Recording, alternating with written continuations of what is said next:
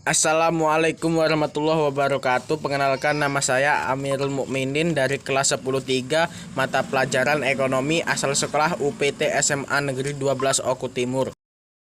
Saya akan menyebutkan 4 pelaku utama pelaku ekonomi, yaitu 1. Rumah tangga produksi, 2. Rumah tangga konsumen, 3. Rumah tangga negara, 4. Masyarakat luar negeri. Pelaku ekonomi adalah orang atau badan usaha yang melakukan kegiatan ekonomi seperti konsumsi, produksi, dan distribusi.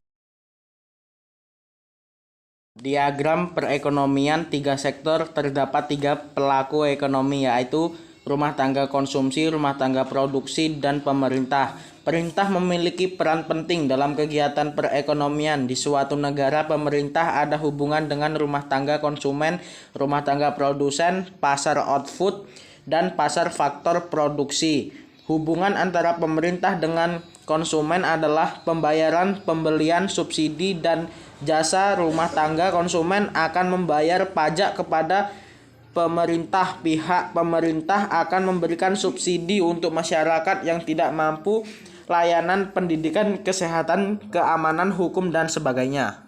Pemerintah juga mendapatkan pajak dari rumah tangga produsen dan perusahaan. Pihak perusahaan akan mendapatkan subsidi dari pemerintah serta berbagai layanan lainnya. Pemerintah akan memberikan berbagai layanan yang mendorong perkembangan perusahaan seperti fasilitas umum sekitar daerah, industri, dan sebagainya.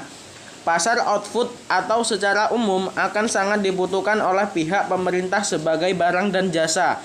Akan dibutuhkan persoalan fungsi pemerintahan. Pemerintah akan membayar untuk mendapatkan barang seperti mobil, printer, dan kertas untuk digunakan di kantor-kantor. Pihak pemerintah juga membutuhkan faktor produksi untuk menjalankan tugasnya. Pemerintah banyak sekali membutuhkan pekerja untuk dijadikan pegawai, dokter, polisi, dan tentara. Imbalan yang diberikan oleh pemerintah biasanya berupa gaji bulanan dan uang pensiun. Diagram arus kegiatan ekonomi 4 sektor. Selain ada konsumen, produsen, dan pemerintah, ada juga masyarakat luar negeri. Ini berkaitan dengan ekspor, impor, dan perdagangan internasional. Kegiatan ekonomi dilakukan diantaranya berupa ekspor, impor barang dan jasa, serta faktor produksi seperti modal dan tenaga kerja. Ekspor barang dan jasa akan memberikan laba bagi negara penjual. Negara pembeli akan membayar sejumlah uang sehingga negara penjual menerima laba. Bagi negara penerima, mereka memang harus membayar, tetapi manfaat yang diperoleh adalah bisa memilih produk dari negeri lain. Impor barang dan jasa memang membuat negara melakukannya harus membayar.